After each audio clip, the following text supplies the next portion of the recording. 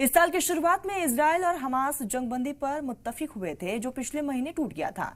Israel और Hamas ने एक दूसरे पर जंगबंदी को जारी रखने में नाकाम होने का इल्जाम भी लगाया था। अब एक बार फिर गाजा में जंग रोकने के लिए नई तजवीज पेश की गई। इसी पर स्पेशल रिपोर्ट दिखाते हैं।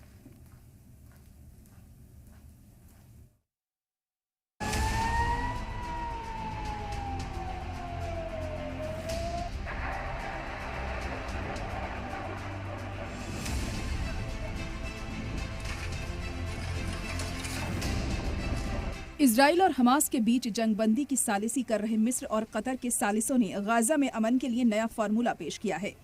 एक फिलिस्तीनी अफसर के हवाले से ये जानकारी सामने आई है।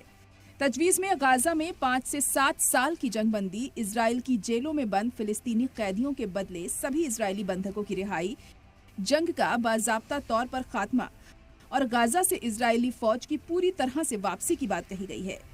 तजवीज पर चर्चा के लिए शिद्दत पसंद तंजीम हमास का वफ्द काहिरा पहुंचने वाला था। इसके पहले इस साल की शुरुआत में इजराइल और हमास जंगबंदी पर मुत्तफिक हुए थे, जो इजराइल के गाजा पर लगातार हमलों की वजह से गुज़िश्ता मार्च महीने में टूट गया था। इसके बाद इजराइल ने गाजा पर बमबारी फिर से शुरू कर दी है। दोनों फरीक ने इसे जारी रखने में नाकामी के लिए एक दूसरे को कसूरवार ठहराया था। हमास का कहना था कि इजरायली हमलों की वजह से सीजफायर मुआहिदा टूट गया है।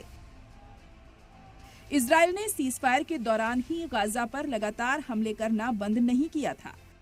वो लगातार जंगबंदी की खिलाफ वर्जी कर रहा था, जिससे ये मुआहिदा नाकाम हो गया। इजरायल ने फिलहाल सालिसों की प्लानिंग पर कोई तबसरा नहीं किया है। तजवीज पर काहिरा में चर्चा होने वाली है, जिसमें हमास के सियासी काउंसिल के सदर मोहम्मद दरवेश और उसके अहम तज्जियाकार खलील अल हय्या शिरकत करेंगे।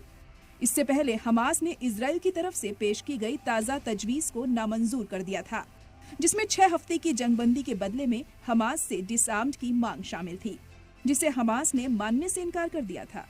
शनिचर को ही इजरायली वजीर आजम बेंजामिन नेतन्याहू ने एक वीडियो पैगाम जारी किया था, जिसमें हमास के आगे सरेंडर नहीं करने की बात कही गई थी। उन्होंने कहा था कि हमास के खात्मे और सभी बंधकों को वापस लौटने से पहले इजराइल जंग खत्म नहीं करेगा। नेतन्याहू ने हमास की शर्तों पर जंगबंदी को सरेंडर की तरह बताया था। वहीं हमास ने मांग की है कि सभी बंधकों को रिहा किए जाने से पहले इजराइल जंग खत्म करने के लिए पुरअज़्म हो। वहीं एक फिलिस्तीनी अफसर के हवाले से बताया गया है कि हमास ने गाजा के इक़्तिदार को छोड़ने का इशारा दिया है और इसे नेशनल या इलाकाई लेवल पर मुत्तफिक किसी भी फिलिस्तीनी यूनिट को सौंपा जा सकता है। ये वेस्ट बैंक पर इक़्तिदार करने वाले फिलिस्तीनी अथॉरिटी या एक नई तश्कील अथॉरिटी यूनिट हो सकती है। हालांकि नेतन्याहू ने गाजा के मुस्तकबिल के इक़्तिदार में फिलिस्तीनी इंतजामिया की किसी भी रोल से इनकार किया है। ब्यूरो रिपोर्ट, सलाम टीवी।